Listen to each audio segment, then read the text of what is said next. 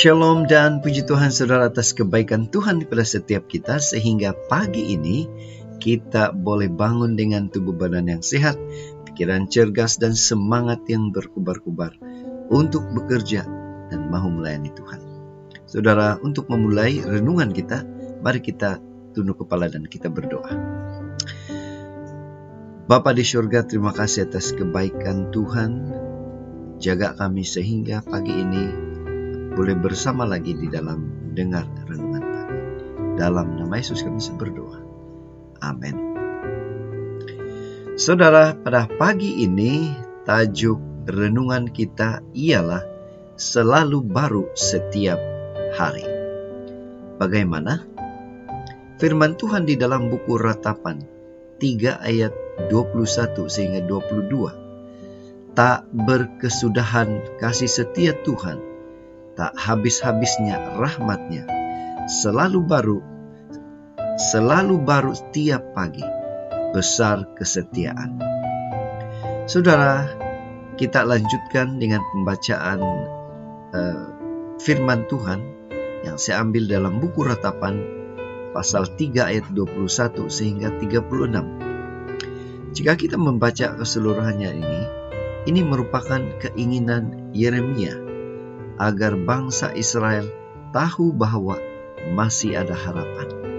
Secara tidak langsung, ini merupakan ajakan untuk mereka baru setiap hari. Baru yang bagaimana? Inilah yang akan menjadi pertanyaan untuk kita pada pagi ini.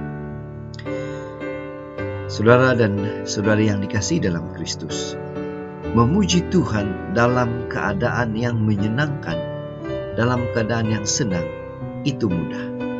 Namun memuji Tuhan di masa sukar memerlukan iman yang mampu melihat jauh melampaui apa yang terjadi di depan mata. Mengagungkan kebesaran dan kesetiaan Tuhan setelah mengalami kemenangan atas musuh telah dilakukan oleh bangsa Israel berkali-kali. Sebaliknya, perkabungan meliputi mereka jika bangsa lain mengalahkan mereka. Seolah-olah berhala bangsa itu mengalahkan Tuhan yang selama ini telah menunjukkan banyak perbuatan ajaib kepada mereka. Saudara, mari kita kembali di dalam pembacaan firman Tuhan pada pagi ini. Pasukan Babel telah menghancurkan Yerusalem, menawan penduduknya dan membawanya ke Babel. Tuhan mengutus Yeremia untuk memperingatkan bangsa Israel sebagai hukuman Tuhan atas ketidaksetiaan mereka kepada Tuhan. Namun, bangsa itu tidak percaya. Mereka bahkan menganggap Yeremia sebagai pengkhianat negara, sehingga dia dianiaya oleh bangsanya sendiri. Yeremia menangisi kehancuran Yerusalem. Ia meratapi kedegilan hati bangsanya dan berduka atas mereka yang diangkut sebagai tawanan ke Babel.